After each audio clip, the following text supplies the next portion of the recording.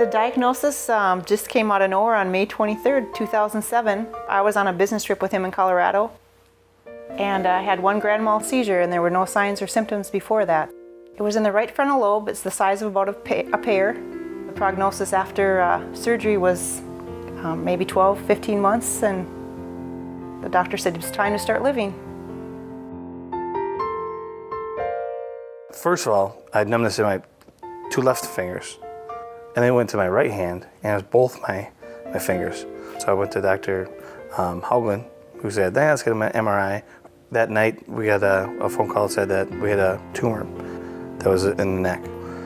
Dr. Naguib, on December 15th, discovered it, and then December 18th, took it out. And then we did radiation 2 weeks after I got out of the hospital. And then they found 2 spots in my brain. What symptoms? There were none. We went to sleep, and I had a big seizure. When they discovered Mark's tumor, it was the size of about a sweet potato. His type of tumor weaves into the brain. And so they went in and they were able to get at least 30% of it out. After radiation was all done, his MRIs were almost clear. And so now, a year and a half later, they don't see any cancer. Bruce was diagnosed in November of 1989, right after he had had his 21st birthday. It just kind of grew in and of itself. It didn't grow fingers and didn't spread throughout the brain. So I guess, for that fact, we were fortunate because he lived for 17 years with the tumor. Bruce had always said that he wanted to be an organ donor someday. And so a gentleman in Indiana received Bruce's heart. We're very happy to know that someone is alive today because of Bruce. I feel fortunate to have had him in my life and to be who I am because of him.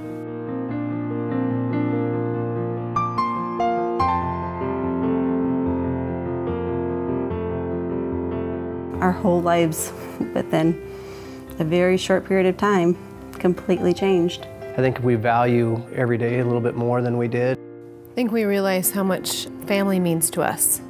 I definitely want to spend more time with my boys. They make me happy. All 3 of them do. When Bruce and I were first married, he taught and did a lot of subbing.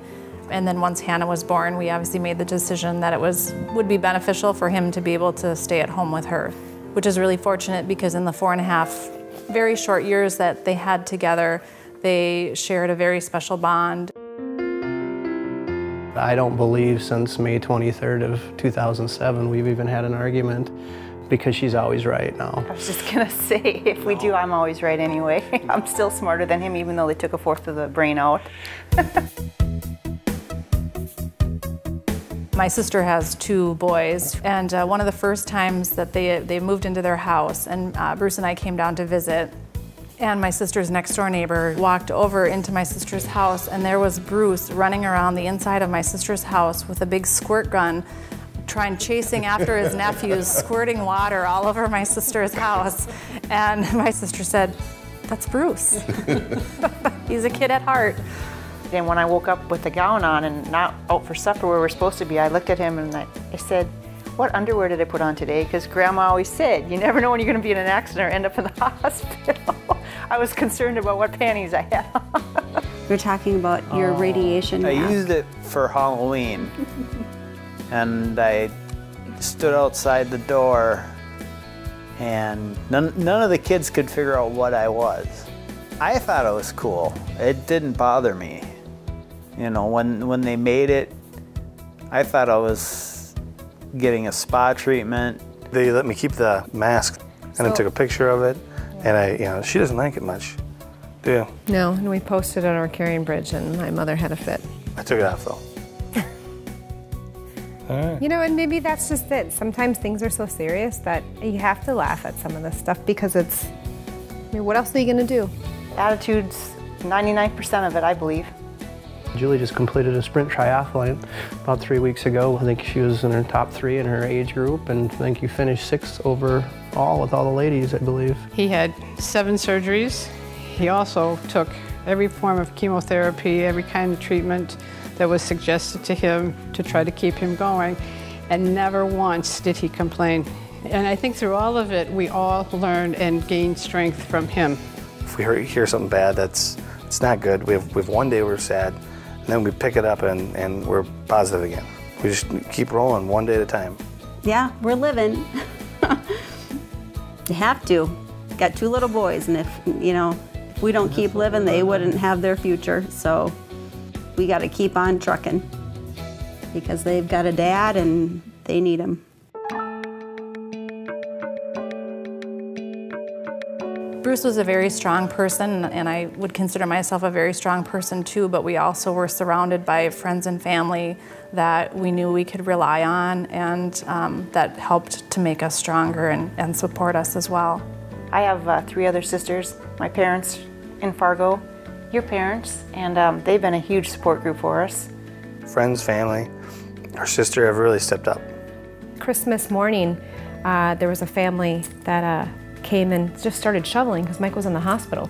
We've had neighbors that are dropping off food that we don't even know that well. And like I said, we've only been here 6 months. So it's just outpouring of love and support and constantly, and it's amazing, it's wonderful.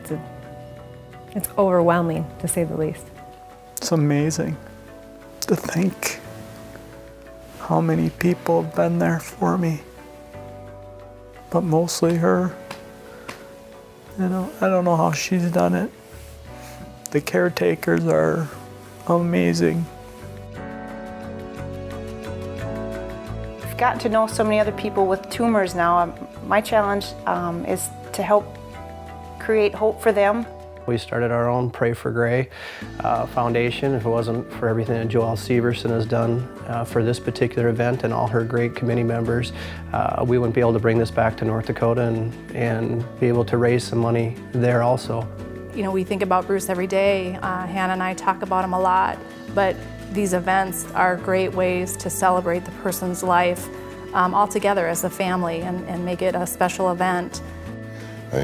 Our table is always filled with joyous stories and with some sad stories, but the people that we meet are so uplifting that I wouldn't think of missing it.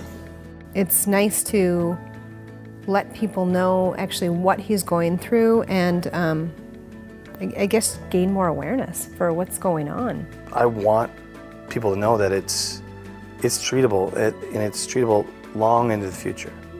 We concentrate on living and surviving and telling our story that you can survive and you can beat this, and there's hope out there. My hope is that with these continuing researches that have been going on, that eventually this is going to get wiped out and people will be able to receive these treatments far more in advance than they have been.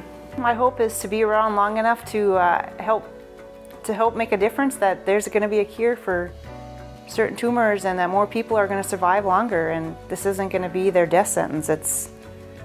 There's going to be a cure. That's my hope. That Mike can live as long as he can, as well as he can, and then enjoy his boys.